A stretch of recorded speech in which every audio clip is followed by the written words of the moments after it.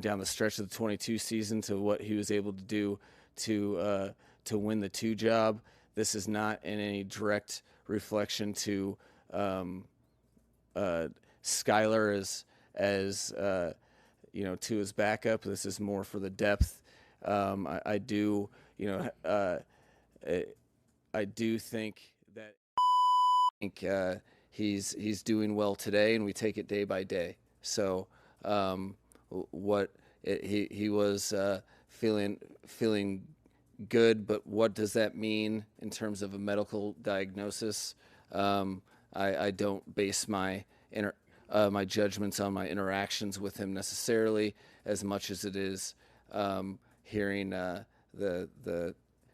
end result of the medical examination and where he's at. So it was good to see him, and I know his teammates were pumped to see him.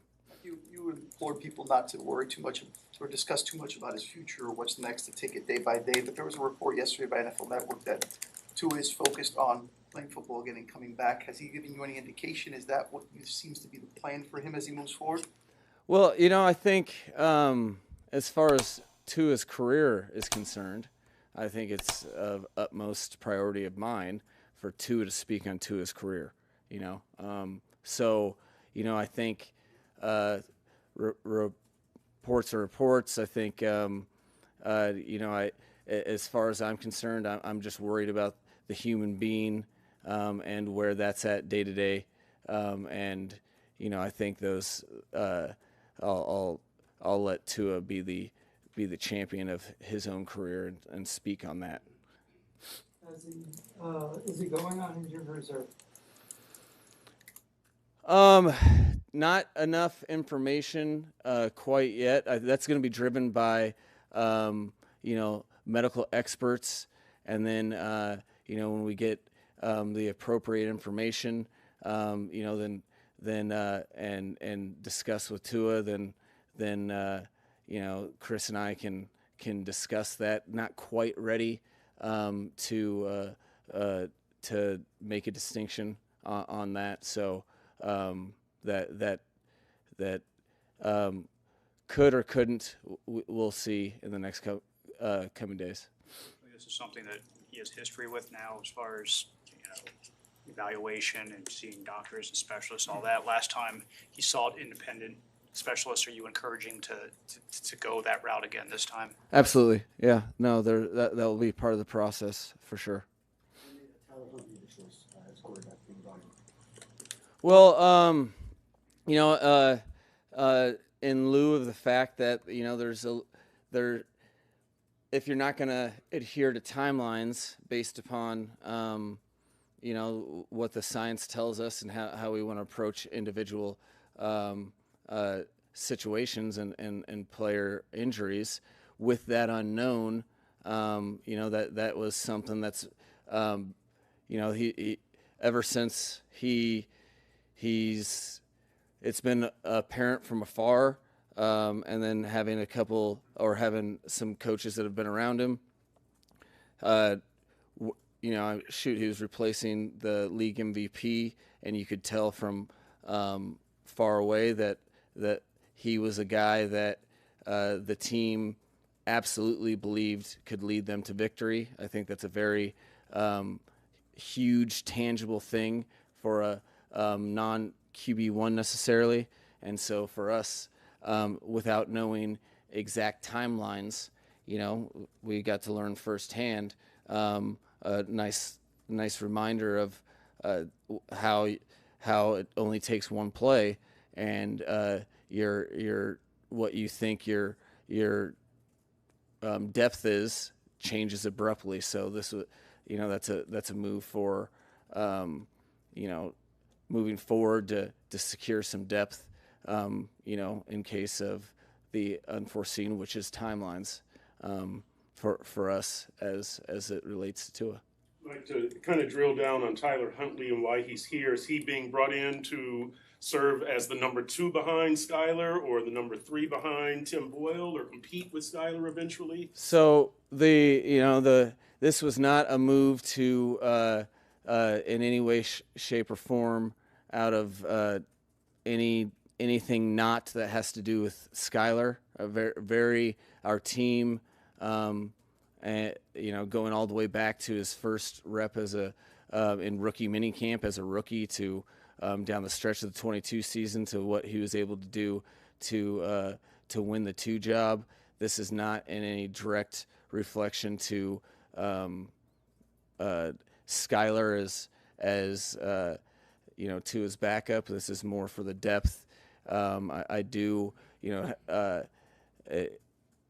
think that it helps the dynamics of the room and to give another guy with starting history to this team, and gives another added addition of a guy that's a signal caller that a team can get behind. So I was happy adding what we were able to do in the quarterback room and adding Boyle, but I think this is more directly to back up Skylar, and then you always let competition play out when it's out on the field, but this is a depth move for sure. This decision, obviously, Skylar did well in training camp and has done well in the exhibition season throughout the years. And he does have the most familiarity with your offense, but what makes you so convicted that he can lead this team to victories? And I totally understand that question, and this is deep seated. This is observation from the second that he got on site. I think you learn so much about people when they're put in to new situations, and from his first rep in rookie minicamp, his first day on site, to his first rep against I think it was the New York Jets, or his first start against the Minnesota Vikings, or his next start, which was with a win or go home situation, the final game of the regular season, or his start in the Buffalo game in the playoffs on the road, where all of these situations you are grading you're grading the player and how he is executing what he's seen live speed, and time again he's done things that are very, very difficult your first time around. And then I know last season we didn't really get the opportunity to see him play. It was a neck and neck competition in training camp, and last year I thought Mike did a great job giving us what the team needed, and with an extra year under his belt, I thought that it was in a tight race that he really separated himself. So I think his game has developed since he's had a starting opportunity in the National Football League. I think all of his teammates can feel his command and his growth, and I think he put together some winning football as a rookie. And rookies have a hard enough time digesting anything, let alone being a quarterback in this offense. So there's a lot of reasons that his teammates have to fully believe in him and his ability, which is why he was the number 2 named from the end of preseason. There was I guess the idea was this offense needs a certain kind of quarterback to operate it. You've said that Tua is the ideal quarterback for this system. Tyler Huntley, he and Tua have different games. Mm-hmm. Is this a signal that you're willing with Skylar, with Tyler, if he ever plays, to broaden the playbook, to go a different route, maybe do some concepts that haven't been really the bread and butter of what we've seen? I think that's absolutely, and I think there's also the history of our offense does not start year one with the Dolphins. I think with the different assets that we have in this complexion of the offense, for sure, that there's a reason why I feel that with the utmost conviction with Tua, but going all the way back to,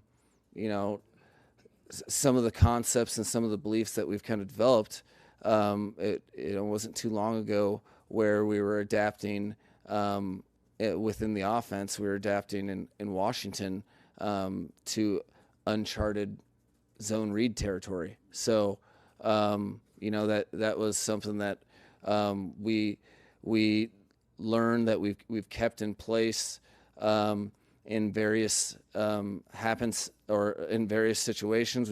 We've actually run a couple concepts here before when Skylar and Teddy were playing in 22, and then that's something that we carried all the way through 2021 in San Fran when we had Trey Lance on board as well. So there's ways within the offense to adapt to your skill position players, and I think you're never.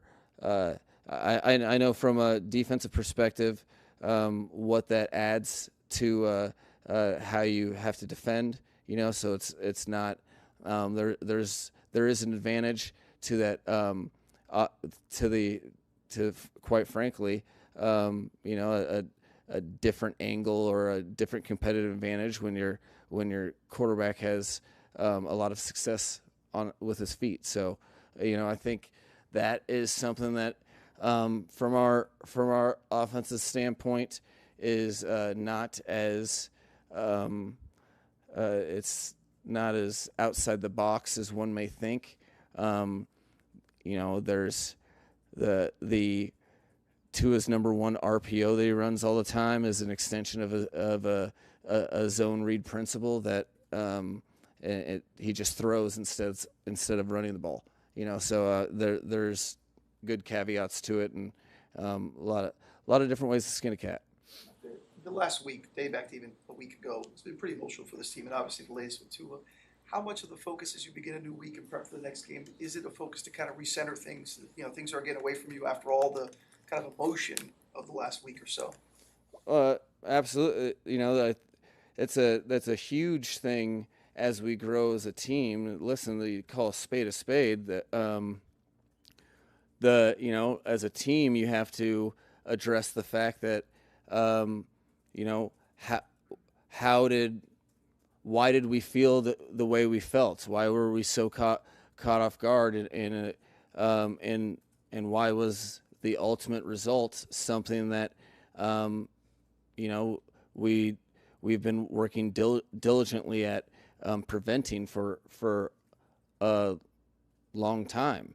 And the biggest thing is when you are going above and beyond and then absolutely get the opposite results desired, you make sure that the team is individually focused on the growth of their game and not looking over the shoulder and be like, okay, well, I mean, shoot, like you want, and I was really enthused by today just in general, because you want, starting from, let's take as an example Anthony Weaver as the defensive coordinator and the trickle-down effect of how the defensive coordinator looks at the result. Well, it could be very easy for a lot of people to be like, well, yeah, there was 3 turnovers and 2 turnovers on down or whatever, and 24 points came off of those. That is the easiest thing. The hard thing is to say, whatever, let's tune up our game. I don't care about what other phases are doing. I don't care about what other positions are doing. How do I relate to our ultimate job as we've said, our job is to get the ball back. Well, I think teams are 18-3 in 2024 when the turnover differential is in the plus. So, but that doesn't help anyone get better if you just focus on, hey, I'm good. So, to me, worried about our standard and focusing on winning the next game is absolutely the most important thing that this team can learn, especially after nobody on the team saw the end result coming, but now I feel like our team understands why it did, and then what our objectives are to clean up our game as fast as possible to render results that we're more satisfied with, plain and simple. Expect to have Toronto Armstead available Sunday? Yeah, I think he's day to day. So what that looks like, I feel it's definitely more of a day to day situation. So I'm optimistic. Devon right now through 2 games has, I think it's 46 touches. The next 5 players combined for like 44. Was this always the plan to have him be such a heavy focal point of this offense, or is there a plan to diversify a little bit? Well, I think there's compounding variables. I wouldn't say I knew he was going to have an uptick in involvement. I think with Raheem, his situation, that's kind of added to it. The defensive structures and what they've committed themselves to has given him more opportunities. I think specifically, it's hard not to give guys opportunities that really are thirsting for the ball. They're doing something with it. So it's to his credit. You want to talk about a guy that literally did everything imaginable to have that Thursday night opportunity in terms of his time in the training room and making sure that he was full go. He's all he's done is given more reasons to get him the ball.